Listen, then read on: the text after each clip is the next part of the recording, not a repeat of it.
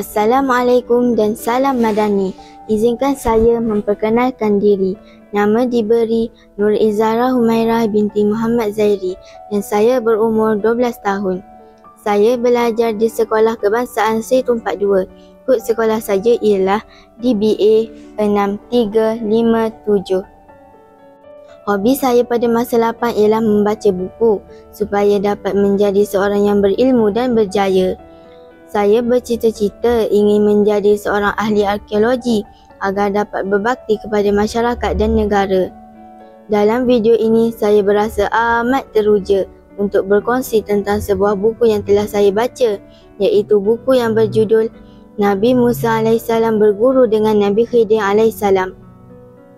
Buku ini mempunyai 16 muka surat.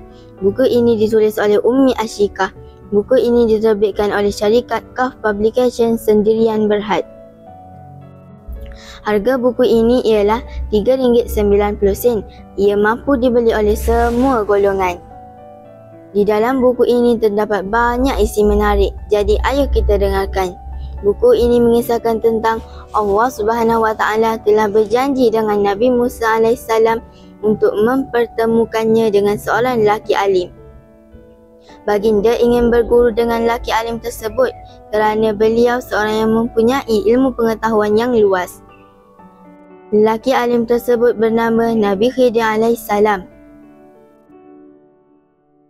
Baginda memberikan syarat kepada Nabi Musa agar bersabar sepanjang berguru dengannya.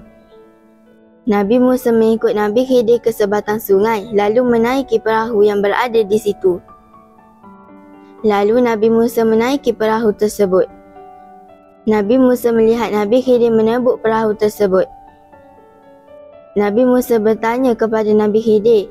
Lalu Nabi Khidir berkata, "Engkau tidak akan bersabar denganku." Mereka meneruskan perjalanan ke sebuah perkampungan. Tiba-tiba Nabi Khidir telah membunuh seorang budak lelaki. Mereka meneruskan semula perjalanan. Ketika itu mereka sangat lapar. Mereka meminta makanan daripada penduduk di situ. Tiada seorang pun yang memberi makanan kepada mereka. Mereka meneruskan semula perjalanan ke destinasi seterusnya. Sepanjang perjalanan, Nabi Musa melihat Nabi Khidir telah membaiki sebuah dinding yang sudah hendak runtuh. Nabi Musa masih tidak faham. Seketika kemudian, Nabi Khidir menceritakan peristiwa yang berlaku. Perahu itu dirosakkan kerana ingin menyelamatkannya daripada dirampas oleh raja yang zalim. Budak itu dibunuh kerana budak itu jahat dan akan menjadi kafir apabila dewasanya. Dinding tersebut dibaiki untuk melindungi harta anak yatim daripada dilihat orang lain. Nabi Musa bersyukur kerana dapat mempelajari banyak ilmu pengetahuan. Pengajaran daripada buku ini ialah kita mestilah mempelajari banyak ilmu pengetahuan walaupun kita sudah pandai. Sekian, terima kasih.